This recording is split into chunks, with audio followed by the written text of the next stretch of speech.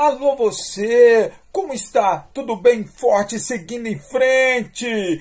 Mais uma videoaula, estamos na história do Brasil, mais precisamente na Era Vargas. Então organize da melhor maneira possível no seu caderno, da melhor maneira possível. Ou então no seu computador, no seu tablet, no seu notebook. Organize. A videoaula de hoje, Governo Constitucional. Governo Constitucional de Getúlio Vargas. Governo Constitucional de Getúlio Vargas, 1934 a 1937. Muito importante para a gente entender esse momento do governo de Getúlio Vargas, a conjuntura internacional. O que estava acontecendo no mundo? Lembre-se, o que eu falo para vocês? O mundo muda, a América muda e o Brasil também o que? Muda. A conjuntura internacional desse período é o chamado período entre guerras. O período entre guerras, entre a Primeira Guerra Mundial e a Segunda Guerra Mundial. O que marca esse período entre guerras? Ocorre a criação e o fortalecimento de regimes totalitários, autoritários. Então, consequentemente, eu tenho dois grandes modelos, duas grandes ideologias desses regimes totalitários. Temos o regime totalitário de extrema direita, o nazismo na Alemanha, com Adolf Hitler, e o fascismo na Itália, com Benito Mussolini. E temos também um regime totalitário de extrema esquerda, o socialismo na União Soviética, com Joseph Stalin. Então, consequentemente, nós temos novas ideologias, uma nova forma de governar, uma nova forma de entender a sociedade, a dinâmica econômica, a estruturação social, o controle sobre a população. Aqui no Brasil, essas ideias vão chegar. Então, consequentemente, chegam essas ideias no Brasil. Essas ideologias, elas vão criar dois movimentos aqui no Brasil. O integralismo. Então, coloca aí, integralismo. Ação integralista brasileira. É o integralismo. Quem eram os líderes? Plínio Salgado e Miguel Reale. O que eles defendiam? Eles sofriam a influência nazi-fascista de um regime totalitário de extrema direita. Então eles reivindicavam a implantação no Brasil de um governo ditatorial, com um partido único e um único chefe forte na nação. Usavam as camisas verdes e defendiam o lema Deus, Pátria, Família, família. Então, consequentemente, eles defendiam uma sociedade extremamente rígida na sua hierarquia, autoritária, com um governo forte, autoritário e que colocasse o Brasil dentro de um contexto de moral, de Deus, Pátria e Família e rumo ao desenvolvimento. Contrapondo esse movimento integralista, surgiu o aliancismo. Aliança Nacional Libertadora. Seu líder, Luiz Carlos Prestes. Eles eram influenciados pelas ideias socialistas. E defendia a suspensão imediata do pagamento da dívida externa. A nacionalização de todas as empresas estrangeiras aqui no Brasil. Então perceba que nós temos conjunto de ideias na Europa que vão influenciar movimentos aqui no Brasil. Tudo dentro desse período do governo constitucional. Ocorre um episódio importante, a chamada Intentona Comunista. Um levante de soldados em um quartel de Natal, buscando melhores salários, buscando uma melhor condição de trabalho. Consequentemente, como os soldados acabam se levantando, eles quebraram a hierarquia de comando. saíram do contexto da ordem e da disciplina. Então, consequentemente, foram acusados de adotarem ideologias políticas socialistas, de não obediência da ordem. Então, perceba que um evento local, em Natal, vai ser utilizado como uma ameaça a nível nacional de subversão, de quebra da ordem, de quebra da hierarquia, de quebra da disciplina, dos soldados estarem sendo contaminados por ideologias estrangeiras. Consequentemente, no dia 30 de setembro de 1937, os jornais e as estações de rádio de todo o país alardearam o público brasileiro, falando de uma possível existência, de uma possibilidade dos comunistas tomarem o poder no Brasil através do uso da força. E esse episódio passa para a história como o falso plano Cohen.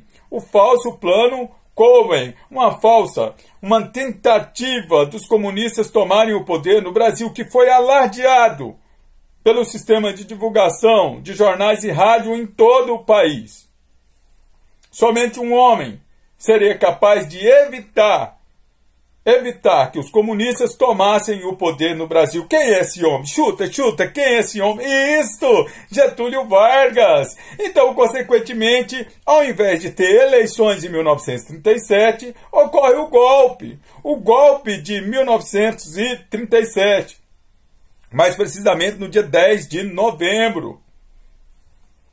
E o golpe de 1937, Vargas permanece no poder e cria o Estado Novo.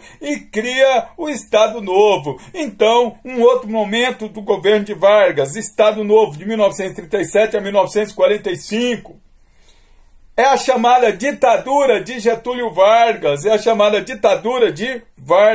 Os maiores críticos de Getúlio Vargas consideram esse período, Estado Novo, como a fase que, de certa forma, arranha a sua imagem política. O Estado Novo, a ditadura de Vargas. Lembre-se que toda ditadura tem censura, toda ditadura tem centralização política, toda ditadura tem repressão, toda ditadura tem culto à personalidade do ditador. A ditadura de Vargas, o Estado Novo de 1937 a 1945. Como é um novo governo, então em 1937 ocorre uma nova Constituição, a Constituição de 1937. Ela é a terceira Constituição da República, e a quarta Constituição do Brasil. Eu já falei para vocês que você quiser entender a história do Brasil, cada governo, cada período, cada governante que se sente com poder suficiente, ele quer que as leis se adequem ao governo dele, ao invés de cada governante se adequar à lei.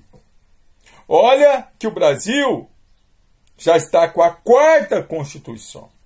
E essa Constituição de 1937, ela foi chamada de Constituição Polaca, por ter sido inspirada na Constituição autoritária da Polônia.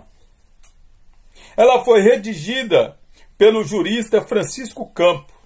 Então, o apelido dela, a Constituição Polaca. Ela ampliava os poderes, principalmente do executivo. Agora, Vargas pode governar por decreto, proibir as greves, nacionalizava os recursos minerais e as fontes de energia, e chegou a implantar a pena de morte no Brasil. Então perceba que já está norteando a tendência política do Estado Novo. Vai ser nacionalista, autoritário, rígido, com perseguição, inclusive a possibilidade de pena de morte. Consequentemente, apesar dos integralistas terem defendido a ideia durante o governo constitucional de Vargas, Vargas não queria contar com eles no Estado Novo. Lembrando que se é o único homem que domina, não pode dividir o poder. Os integralistas e parte do exército acabam se revoltando com a centralização política de Getúlio Vargas. E em 1937 ocorre também o punk integralista, um levante armado que atacou o Palácio da Guanabara. Sem sucesso. A maior parcela dos integrantes foram presos, alguns fuzilados, outros exilados. Por exemplo, Plínio Salgado vai ser exilado e vai para Portugal. Então perceba que Vargas agora ele tem um controle por completo e vai organizar o Brasil de acordo com aquilo que ele defendia como modelo de desenvolvimento. Então toda ditadura ela tem uma centralização política. Vargas cria o DASP, Departamento Administrativo do Serviço Público. Todas as ações, execuções de obras, estradas, hospitais, pontes, todas as grandes construções têm que ser aprovadas pelo DASP. E o DASP está ligado a Getúlio Vargas. Também ocorre a criação do DIP, Departamento de Imprensa e Propaganda, que deveria fiscalizar, impor a censura e realizar o controle ideológico, durante o Estado Novo. O Estado Novo tem a voz do Brasil, a fala oficial, o culto à personalidade do ditador. Então, consequentemente, tem que se transmitir aquilo que enaltece o governo e não aquilo que vai denegrir a imagem. Então, toda ditadura tem censura, toda ditadura tem repressão, toda ditadura tem culto à personalidade do ditador. E nesse momento, Vargas se comporta como um ditador. E é durante o Estado Novo que ocorre a Segunda Guerra Mundial. Lembrando que a Segunda Guerra Mundial de 1939 a 1945. E foram formadas duas alianças militares, o chamado Eixo, Roma, Berlim, Tóquio. Roma, Itália, Berlim, Alemanha, Tóquio, Japão. E esses defendiam regimes totalitários, centralizadores. E os aliados, o outro agrupamento militar, Inglaterra, França, União Soviética, Estados Unidos, inclusive o Brasil participa da Segunda Guerra Mundial, através da FEB, Força Expedicionária Brasileira, a principal batalha de Monte Castelo, e também através da FAB, a Força Aérea Brasileira. O Brasil vai mandar pilotos para a Segunda Guerra Mundial, conhecidos como Grupo de Caça. Entre esses inúmeros pilotos brasileiros está o Tenente Lutero Vargas, filho mais velho de Getúlio Vargas. Então, consequentemente, lutando na Segunda Guerra Mundial ao lado dos aliados. Daí gera uma contradição. Aqui no Brasil, Vargas era autoritário e tinha um regime ditatorial. Mas ele entra em guerra contra as ditaduras do mundo, o nazismo contra o fascismo. Daí gerar uma certa contradição. Ele defendia uma ditadura interna e lutava contra as ditaduras externas. Lembre-se que Vargas é um político habilidoso e ele vai fazer o possível para permanecer no poder e vai querer estar do lado que ficar vitorioso. Eu acredito em você, sucesso e até a próxima videoaula!